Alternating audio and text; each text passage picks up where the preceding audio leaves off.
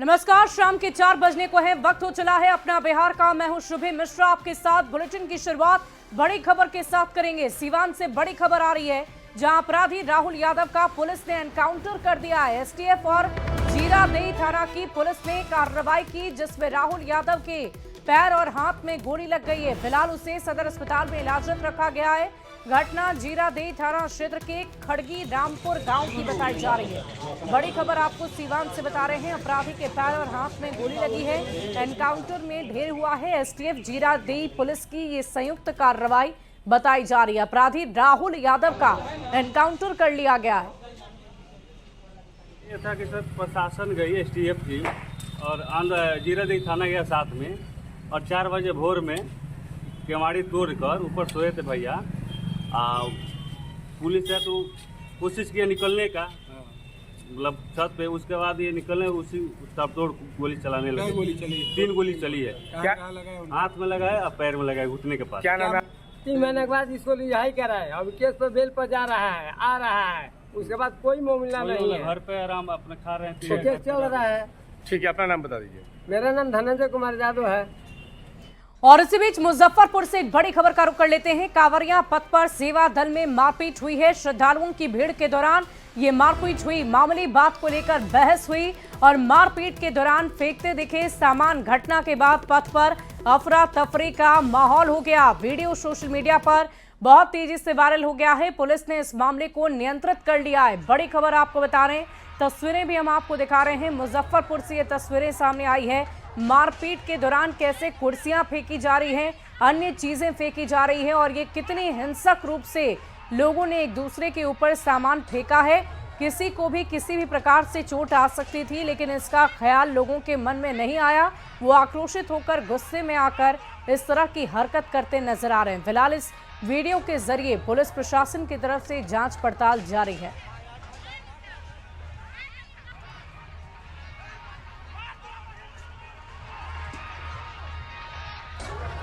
अगली खबर आपको दानापुर से बताएंगे, जहां पुलिस ने बदमाशों की लूट और हत्या की साजिश को नाकाम कर दिया है। दरअसल जिले में 1 करोड़ दंपति को लूटने और हत्या करने की साजिश रची जा रही थी, जिसकी सूचना मिलने पर पुलिस ने घटना से पहले ही 5 बदमाशों को हथियार के साथ गिरफ्तार कर लिया है। जानकारी के अनुसार गिरफ्तार आरोपी और बेऊर जेल में बंद कुख्यात अपराधी के निर्देश पर काम कर रहे थे, और इनके पास से 1 पिस्टल, 1 देसी कट्टा, 2 मैगजीन, 11 जिंदा कारतूस और 3 मोबाइल फोन भी बरामद हुए हैं। और इसी बीच मुजफ्फरपुर से ही एक और बड़ी खबर आ रही है। नाबालिग दलित लड़की के साथ दुष्कर्म हुआ है। गांव के 2 युवकों पर रेप का आरोप लगा है। 27 जुलाई को लड़की का अपहरण हुआ था। लड़की को जान से मारने की कोशिश की गई। पुलिस हिरासत में दोनों आरोपी जख्मी अवस्था में सीतामढ़ी से पीड़ित मिली। इस वक्त की बड़ी खबर मुजफ्फरपुर से आपको बता रहे हैं। नाबालिग दलित लड़की के साथ दुष्कर्म हुआ है। गांव के 2 युवकों पर रेप का आरोप लगा।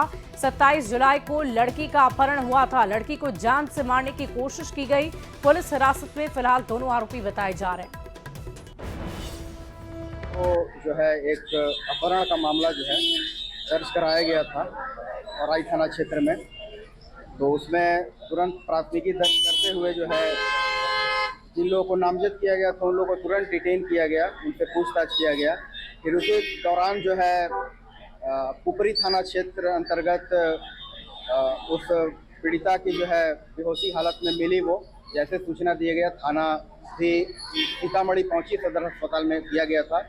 वहाँ चूंकि वो होश में नहीं थी तो मतलब उससे बात नहीं हो पाई, फिर वहाँ से रेफर कर। मुजफ्फरपुर के औराई थाना क्षेत्र में एक नाबालिग दलित लड़की के साथ दुष्कर्म का मामला सामने आया है।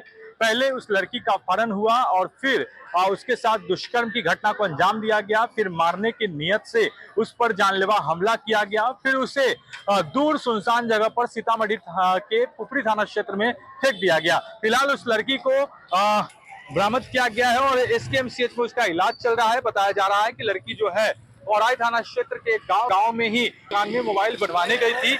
इसी दौरान मोबाइल दुकानदार और उसके एक साथी ने उसे पकड़ लिया और शटर बंद कर दिया। फिर वहीं पर रेप की घटना को अंजाम दिया है। हालांकि इस मामले में औराई थाना में 27 जुलाई को एक अपहरण का मामला दर्ज कराया गया था, जिस मामले को लेकर पुलिस ने तफ्तीश शुरू की और 2 नामजद आरोपियों को हिरासत में लिया, फिर उससे पूछताछ की, जिसके बाद जो है सीतामढ़ी के पुपरी थाना क्षेत्र से उस लड़की को बरामद किया गया, जहां वो गंभीर स्थिति में थी। इस मामले को लेकर एडिशनल एसपी शहरियार अख्तर ने बताया है कि मामला सामने आया है, अपहरण का मामला सामने आया था और उसी के बाद जो है मामले में कार्रवाई आगे की गई है। 2 आरोपियों को हिरासत में लिया गया है, पूछताछ की जा रही है। फिलहाल पीड़िता का इलाज एसकेएमसीएच में चल रहा है। मुजफ्फरपुर से न्यूज 18 के लिए प्रियांक सौरभ। और इसी बीच सीतामढ़ी से एक बड़ी खबर का रुख कर लेते हैं। नाबालिग की बेरहमी से पिटाई की गई है, बच्चे की गला दबाकर हत्या हो गई, परिजनों ने जबरदस्त हंगामा किया। पुलिस इस पूरे मामले की जांच में जुटी हुई है। घटना के बाद आरोपी मौके से फरार है। घटना के बाद इलाके में सनसनी हो गई है। पुनौरा थाना के रंजीतपुर की घटना बताई जा रही है। इस वक्त की बड़ी खबर सीतामढ़ी से आपको बता रहे हैं। नाबालिग की बेरहमी से पिटाई हुई है, बच्चे की गला दबाकर हत्या कर दी गई। इनके बड़गल वाले पड़ोसी ने आज बुला के सुबह ले गए थे और फिर उसकी मृत्यु की सूचना उनके परिजनों को दी गई है। प्रथम दृष्टया देखने से उसके साथ मारपीट की गई है और हत्या का मामला प्रतीत हो रहा है। हम लोग बॉडी को पोस्टमार्टम के लिए भेज रहे हैं और प्राथमिकी दर्ज कर गिरफ्तारी सुनिश्चित करेंगे।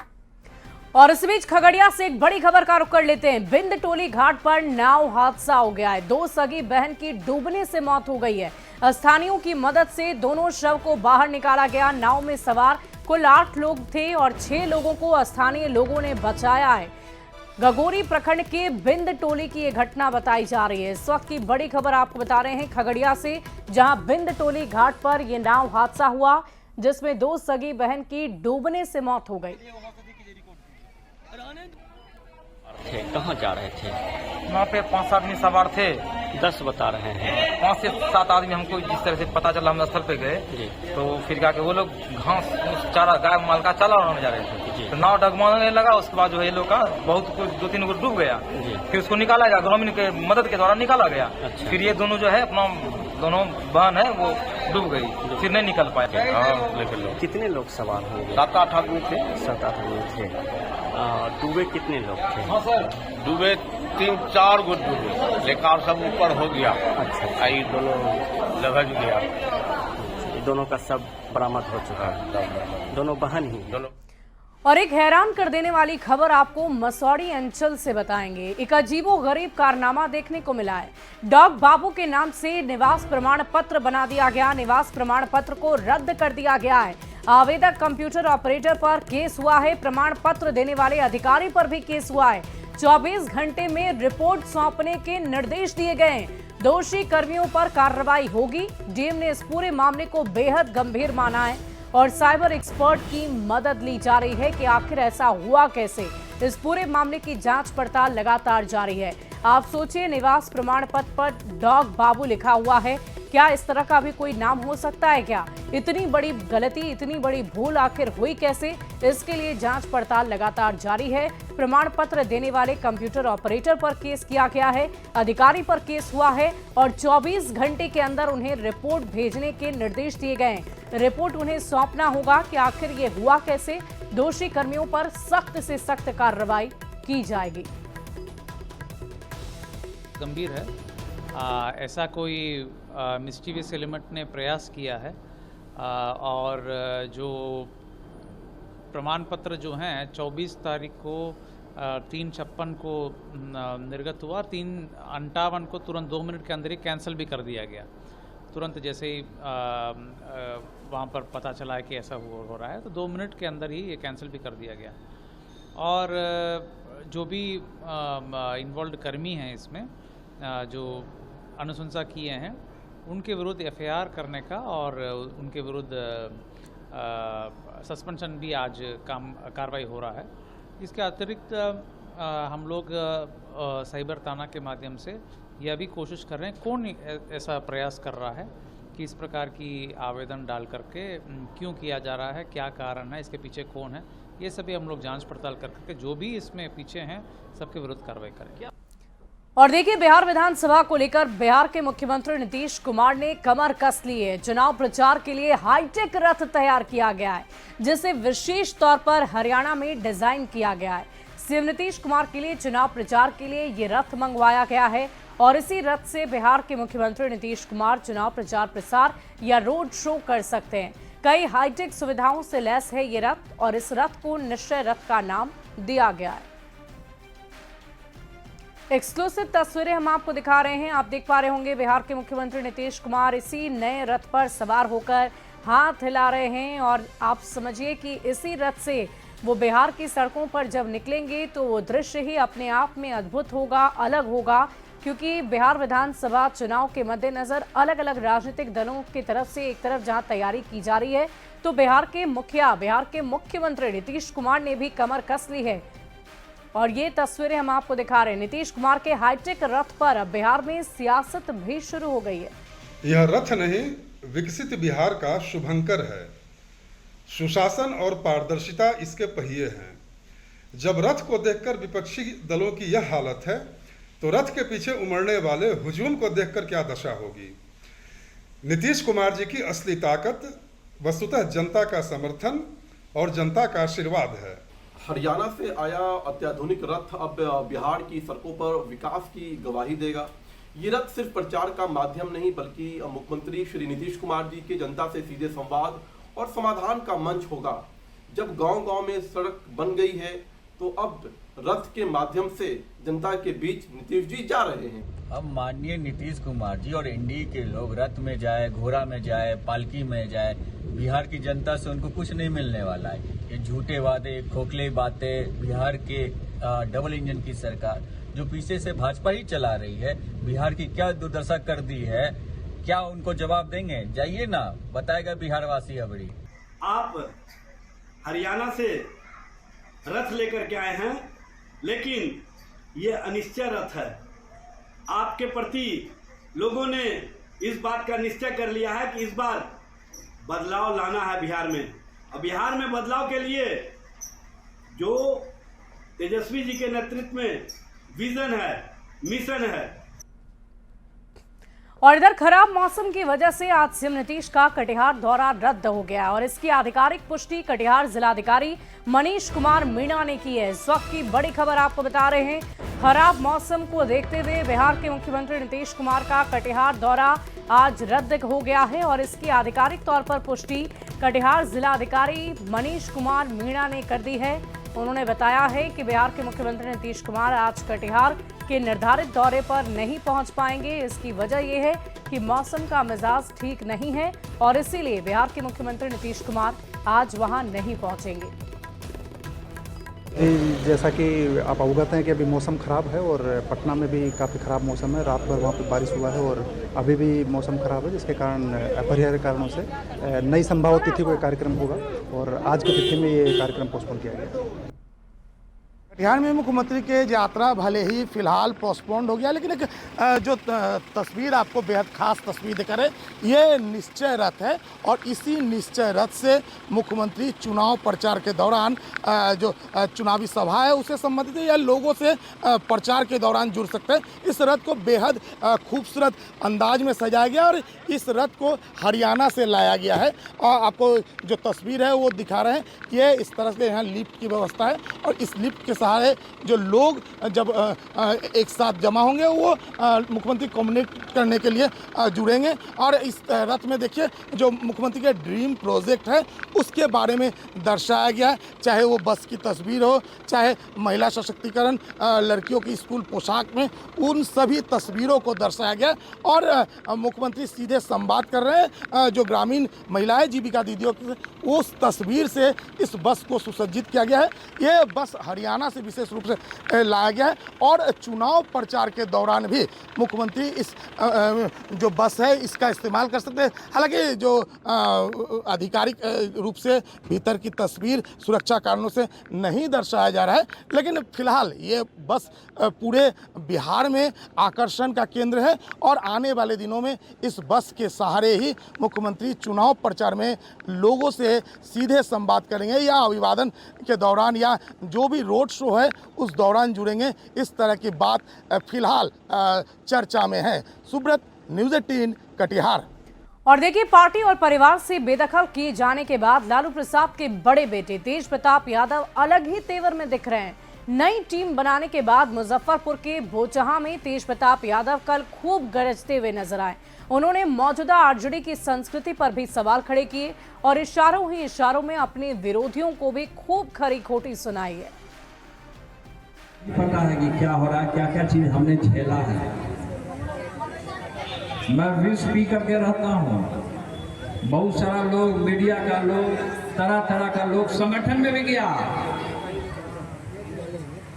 अब देखिए कि राजद में तो हम है नहीं, पार्टी से हम बाहर हैं, तो भाई हम तो घर में पैक होने वाले तो है नहीं, हम घर में तो बैठने वाले हैं नहीं। राजद में देख लीजिए बहुत सारा ऐसा लोग भी है कि वो नेता का फोटो नहीं लगाता। जो नेता संघर्ष करके पटिया को आगे बढ़ाया उसी का फोटो बैनर होर्डिंग पे नहीं लगाता, अपना चेहरा चमकाता है। सच्चाई नहीं जान रहे हैं आप लोग सब जानते होंगे। वहाँ पे हमने पब्लिक से वादा किया था कि मेडिकल कॉलेज देने का काम करेंगे और आज के डेट में मेडिकल कॉलेज बनकर रेडी है। तो तेज प्रताप यादव, लालू यादव का खून है, जो कहता है वो करके दिखाने का काम। इसलिए आप लोग देखिए, हम हवाबाजी नहीं करते हैं, हम हेलीकॉप्टर वाला नेता नहीं, हम जमीनी नेता है, जमीन को खा के रहता है। हम जमीन को पकड़ के चल रहे, वो नहीं कि हेलीकॉप्टर उड़ा फुर से उड़ रहा है, हेलीकॉप्टर हवा मार रहा है, सब पब्लिक है गांव में सब भूल जा रहा है। कितना लोग भाग जाता है, डरे नहीं निकलता कि अरे हेलीकॉप्टर वाला उड़ रहा है, हमारा मथुरा पे गिर जा रहा है। तो इसीलिए जमीन को पकड़ करके रखिए, ग्राउंड लेवल को पकड़ के रखिए।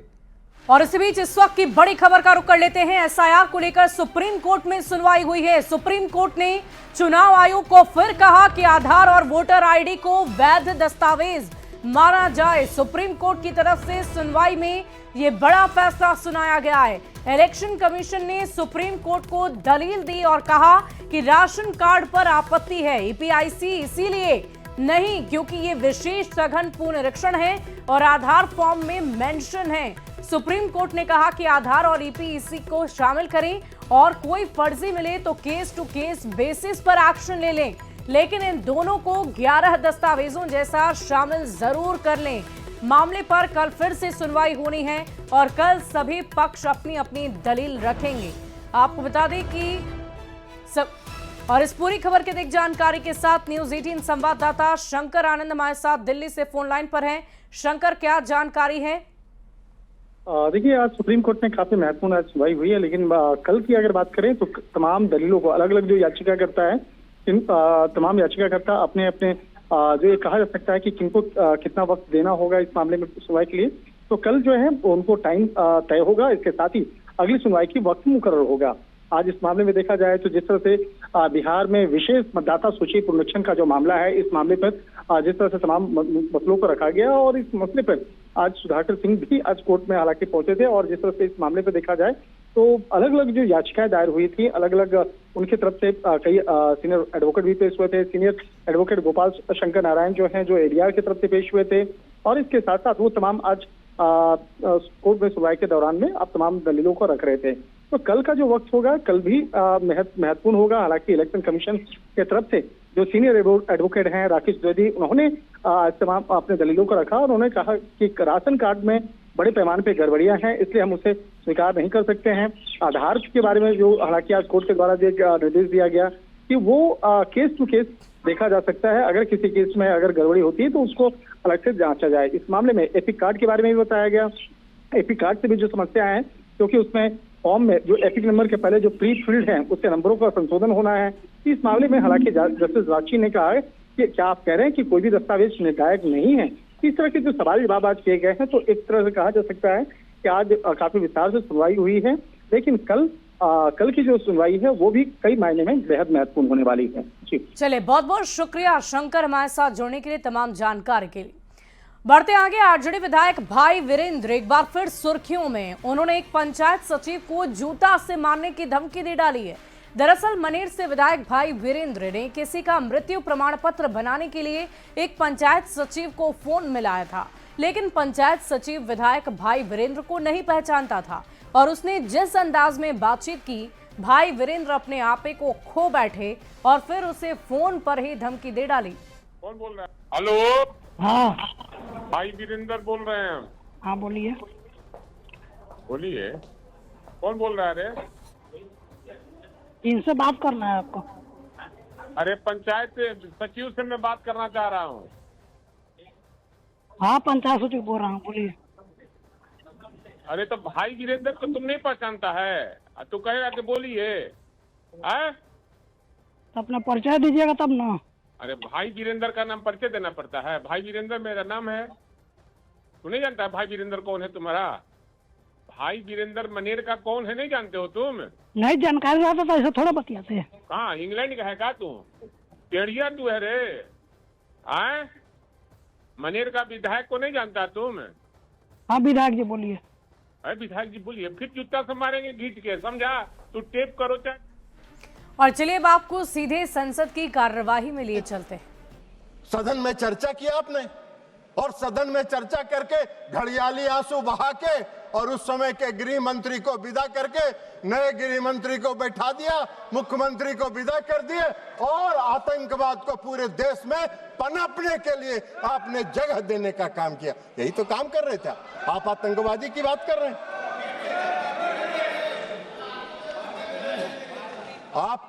आपको आतंकवाद के खिलाफ लड़ाई लड़ने का न साहस था यूपीए सरकार को, और न उसमें दम था कि वो आतंकवाद के खिलाफ लड़ाई लड़ते। खाना पूरी करते थे, घड़ियाली आंसू बहाने का काम करते थे। हाँ,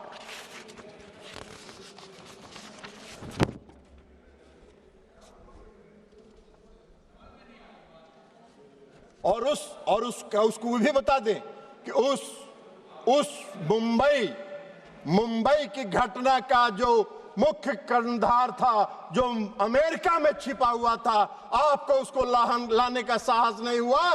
प्रधानमंत्री नरेंद्र मोदी जी ने उसको इस देश में लाके उस पर मुकदमा चलाने का काम किया। आप बात कर रहे हैं? हाँ जरूर है, आज जरूर है कि इस देश में भारत ने पहली बार आतंकवाद के खिलाफ लड़ने का जो संकल्प लिया और जो संकल्प दिखाया वो 2016 में शुरू हुआ, जब इस देश के प्रधानमंत्री ने कहा कि हम अपने देश की धरती पर आतंकवाद को पनपने नहीं देंगे, निर्णायक लड़ाएंगे और आतंकवादियों को घुस के उसके घर में मारने का काम करेंगे। यह संकल्प प्रधानमंत्री नरेंद्र मोदी जी ने दिखाया। 2016 में उरी की घटना हुई, 25 लोग मारे गए, 25 सैनिक मारे गए, उरी की घटना। और 25 सैनिक मारने के बाद देश के प्रधानमंत्री ने निर्णायक लड़ाई लड़ते हुए सर्जिकल स्ट्राइक किया और पाकिस्तान की सीमा में घुसकर पाक आतंकवादियों को समाप्त करने का काम किया। यह प्रधानमंत्री ने इस संकल्प के साथ काम किया, आतंकवाद के खिलाफ लड़ाई लड़ने का काम किया। आपको कहां दिखाई दे रहे? आतंकवादी प्रशिक्षण केंद्र समाप्त हुए सर्जिकल स्ट्राइक में, सैकड़ों आतंकवादी मारे गए और फिर दोबारा आतंकवादियों ने साहस किया। फरवरी में 14 फरवरी 2019 को पुलवामा में आतंकवादी घटना हुई और पुलवामा में सीआरपीएफ के गाड़ी पर आत्मघाती हमला हुआ और उस आत्मघाती हमले के बाद आदरणीय प्रधानमंत्री नरेंद्र मोदी जी के नेतृत्व वाली सरकार ने अपने संकल्प को फिर दोहराया और एयर स्ट्राइक करके पूरे प्रशिक्षण केंद्रों को तबाह किया। जैसे मोहम्मद के लश्करे के सारे प्रशिक्षण केंद्रों को तबाह करने का काम किया। आप मोदी जी को सिखा रहे हैं आतंकवाद के खिलाफ लड़ाई लड़ने का। आप तो आतंकवाद के खिलाफ क्या लड़ाई लड़े थे? इतना दिन देश में शासन किए, आजादी के बाद से तो सबसे ज्यादा शासन आप ही लोगों ने किया है। तो आपको बताना चाहिए था कि हमने ये काम किया था। आप तो कुछ किए नहीं, तो 0 सन्नाटा है। तो 0 सन्नाटा में क्या कहिएगा? तो खोज रहे हैं, अभी बोल रहे थे पहलगांव में आतंकवादी किन उद्देश्यों के साथ आया, उसका भी व्याख्यान आप ही कह रहे थे कि इन उद्देश्यों के साथ पहलगाम में आतंकवादी घुसे थे, आपसे पूछ के घुसे थे क्या वो लोग? आपको कैसे जानकारी है कि वो किस उद्देश्य के साथ लेके घूमे? अरे ऐसा बात मत करिए। कम से कम देश की एकता और अखंडता के साथ मजाक मत करिए। देश की एकता और अखंडता के साथ देश की सरकार के साथ खड़ा रहने का काम कीजिए, नहीं तो कोई नहीं। विश्वसनीयता तो प्रतिदिन समाप्त हो ही रही है, आने वाले समय में कोई पूछेगा भी नहीं, यह भी जान लीजिए। तो इसलिए एयर स्ट्राइक किया प्रधानमंत्री जी ने। पुलवामा की घटना के बाद 26 अप्रैल को बालकोट में घुस के एयर स्ट्राइक करके आतंकवादियों को के प्रशिक्षण केंद्र को समाप्त करने का काम किया। ये प्रधानमंत्री का संकल्प था, ये मोदी जी का संकल्प था। यूपीए के किसी सरकार के प्रधानमंत्री ने यह संकल्प नहीं लिया था। ये काम मोदी जी ही कर सकते हैं, दूसरा कोई नहीं कर सकता है। और अब ऑपरेशन सिंदूर पर आइए। 22 अप्रैल को पहलगाम में घटना हुई, और 22 अप्रैल को पहलगाम में जब घटना हुई तो अरे जाओ ना यार, वहां वोटर बड़ा जाली बनवाए, वो उधर जाके देखो।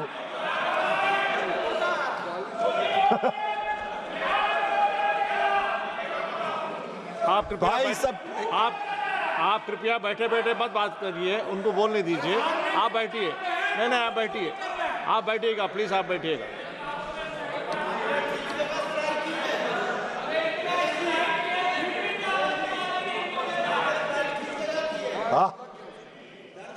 उनको होए नस पकड़ा गया है, असली नस पकड़ा गया। इलाज भी, अगर देखिए आपको एक चीज बता देते हैं, अगर असली बीमारी पकड़ा जाता है तो उसका इलाज भी परफेक्ट होता है।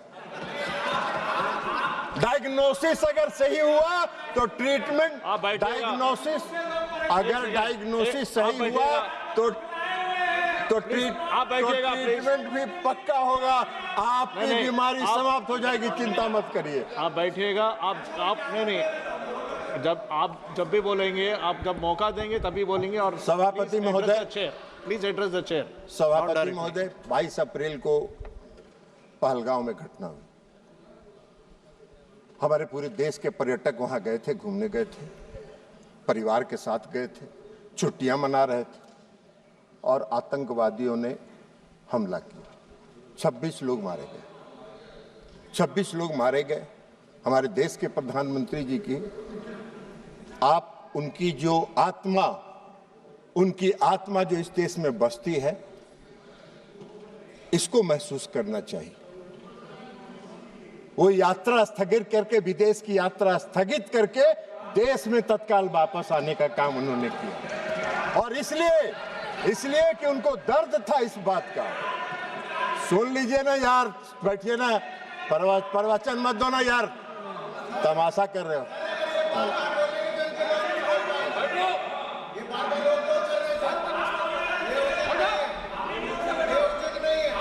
ये है न्यूज़ 18 नेटवर्क। आप देख रहे हैं न्यूज़ 18 बिहार झारखंड।